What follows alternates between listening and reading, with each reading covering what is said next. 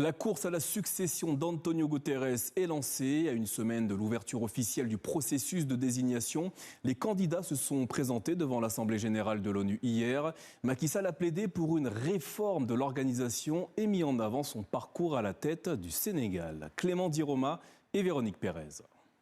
Le seul candidat africain face à 5 latino-américains pour décrocher la place du chef de l'ONU.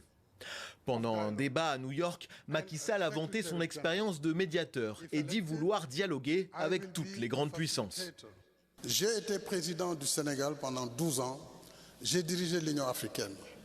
Je me rappelle, après le déclenchement de la guerre en Ukraine, j'ai été amené à devoir aller rencontrer le président Poutine.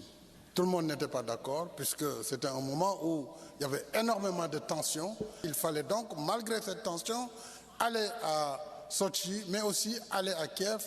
Donc il faut que le contact soit en permanence établi, quelles que soient les tensions. Et c'est ça le rôle impartial que le secrétaire général doit jouer. Le Sénégalais a promis plus de transparence dans les comptes onusiens face à la crise financière que traverse l'institution. Il dit aussi vouloir réformer l'architecture financière pour mieux répondre aux besoins des pays en développement. Nos organisations, avec les différents services, doivent avoir un organisateur de cette harmonie. Et si l'ONU devait être un orgue, je crois pouvoir avoir la capacité de donner une belle partition au nom des peuples que nous représentons. Mais la campagne de l'ex-président est semée d'embûches.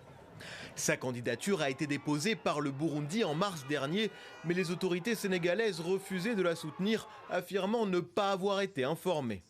Après 2 ans d'absence, l'ex-président est rentré à Dakar en juillet pour demander le soutien du président Bassirou Diomaye Faye, finalement accordé 3 jours après la rencontre.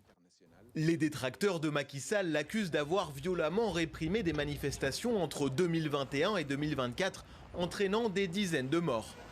L'opposition lui reproche aussi d'avoir dissimulé une dette de près de 7 milliards de dollars et l'Union africaine ne lui a toujours pas accordé son soutien. Reste à savoir si ces dossiers vont entacher sa candidature pendant l'élection du nouveau chef des Nations Unies qui aura lieu à la fin de l'année. Une règle informelle de rotation entre les régions du monde favorise une personnalité latino-américaine, mais le Sénégalais continue de croire à ses chances de victoire.